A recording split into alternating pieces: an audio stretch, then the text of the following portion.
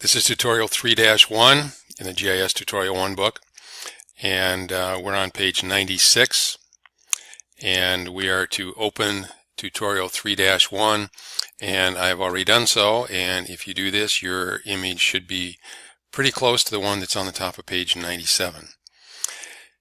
And it says to save it, and we will save it later.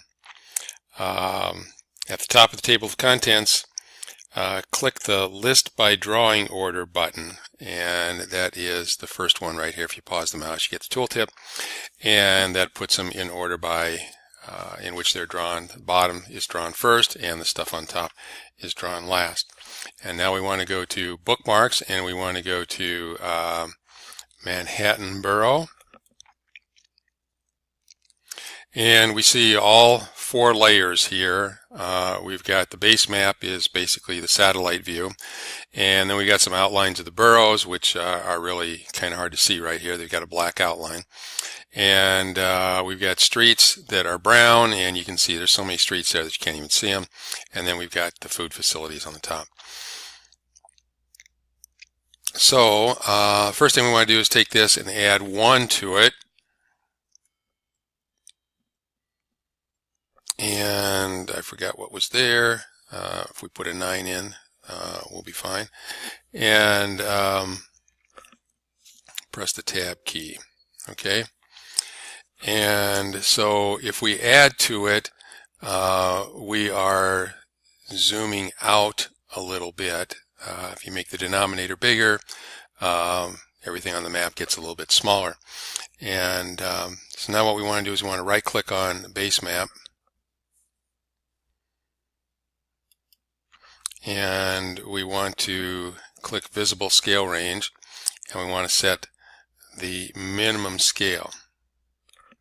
So this is the minimum scale now at which the food facilities or the base map will show up, and it says do the same thing for food facilities. So click on food facilities here, and actually okay, so this stays the same, so we don't need to do anything there. We just need to go down here and do visible scale range and set minimum scale again.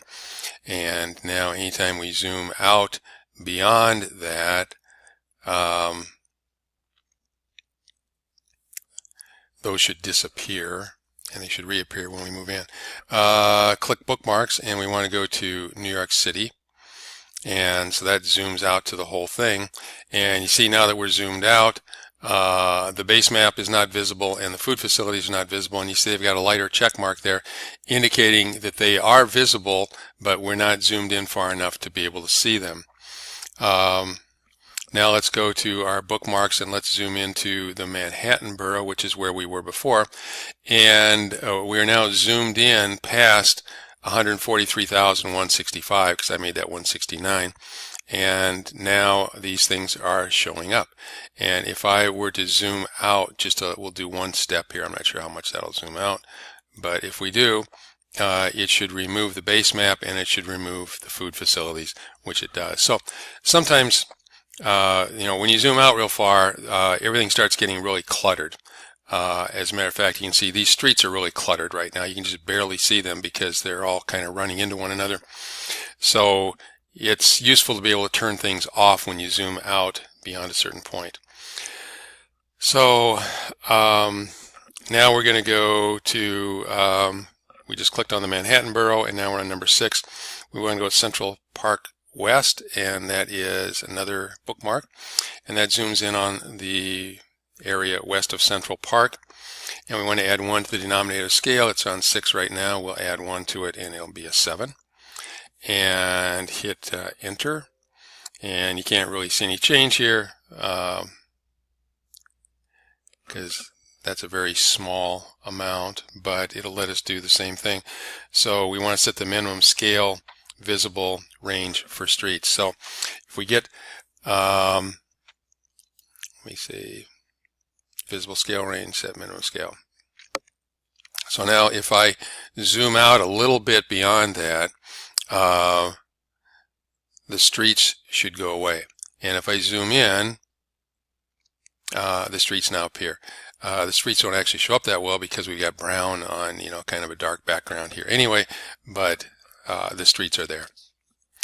Now let's go to page 99, and we want to click Bookmarks, Central Park West, and add 1 to the denominator of the scale. So let's go to Bookmarks and Central Park West, and again add 1 to the denominator.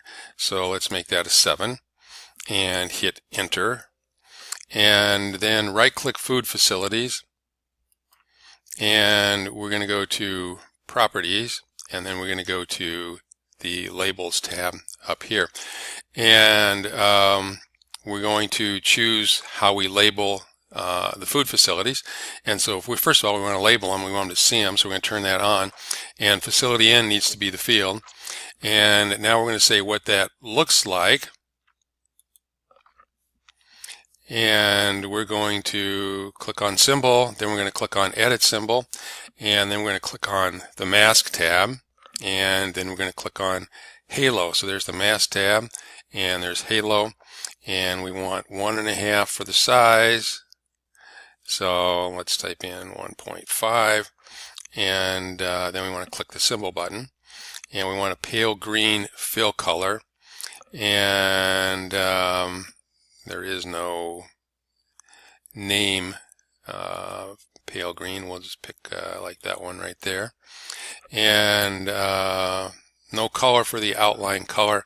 And actually, if it's got a width of 0, I don't think it's going to show up anyway, but we'll make sure we choose no color here. And so now there won't be an outline around those labels that are the names of the facilities. In the symbol selector window, set the size 6. So let's click on OK here, and click on OK, and here is where we're going to click on size 6. And on number 7 now, in the layer properties window, let's click on that, and in the layer properties window for the food facilities, this is the layer properties window, click the scale range button, and the scale range button is this one here. And then choose don't show labels when zoomed out beyond, and we want to do the current scale, so use current scale. So if we get out beyond that point, then we will not label the food facilities. And click on OK, and click on OK, and now we're on number 8 at the bottom of page 99, and we want to click Bookmarks, Central Park West Side.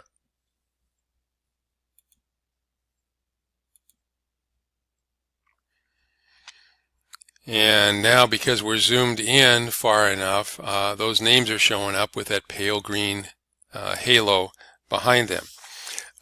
We are going to skip the Your Torn part at the end of, or bottom of page 99, and we're going to go on to page 100. We want to open the Label tab of the layer properties for food facilities. So they kind of say this backwards. We want to go to food facilities, we want to go to properties, and we want the Labels tab, which is still open from the last time. And we want to click Placement Properties, and here's our placement properties. And then we want to click on the Conflict Detection tab. And now we're on step number 4. We want medium for label weight and low for feature weight. So medium for label weight and feature weight should be low.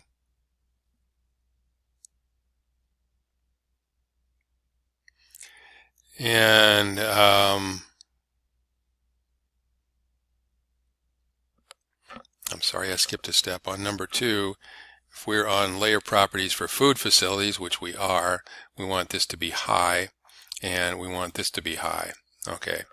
And now we can click on OK, and we can click on OK. And now on number 3, we want to go to Streets, Properties, and the Labels tab. So Streets, right-click, go to Properties, and then we want the Labels tab.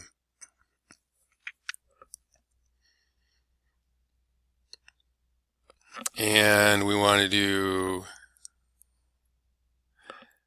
let me see, want to do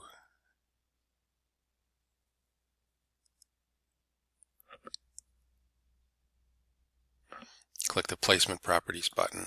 Okay, and then we want to go to Conflict Detection, and then we want to select Medium for the label weight, and we want to select Low for the feature weight.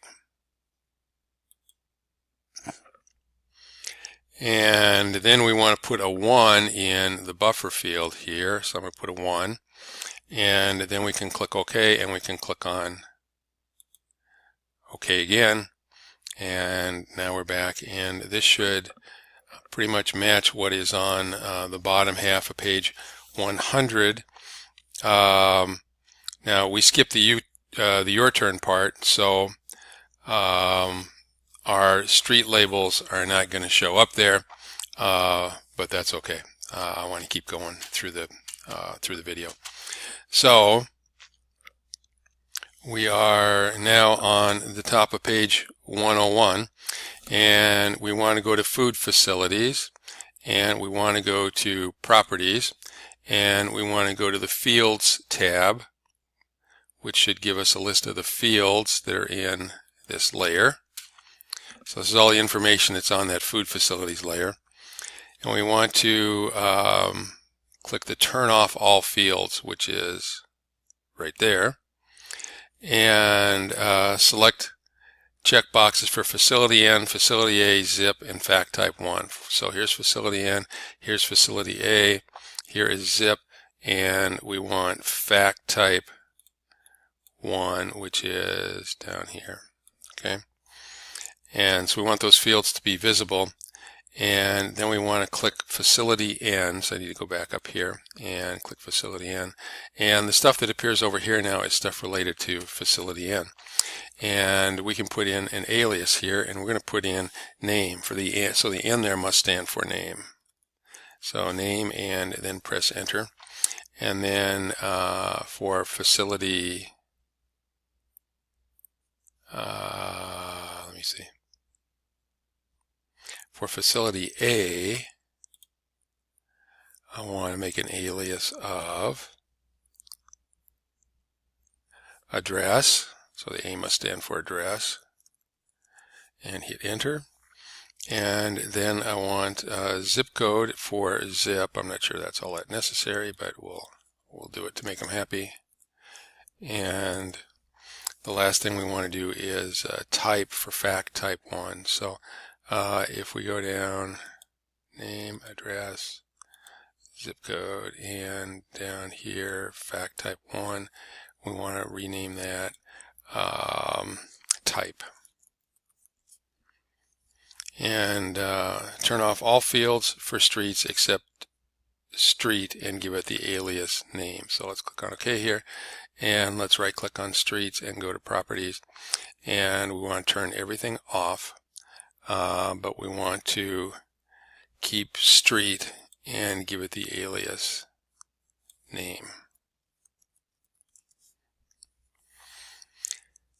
And now number 4 on page 101, try using the Identify tool for food facilities and streets to see the visible columns and aliases. So if I click on OK now, and if I click on my information button, and let's go down here and take a look at Goodard, and you see it gives us the name or the address, and it looks like that's about it. Okay, now page 101, actually we will stop there. That's the middle of page 101. We'll pick up with set mat tips in the next video.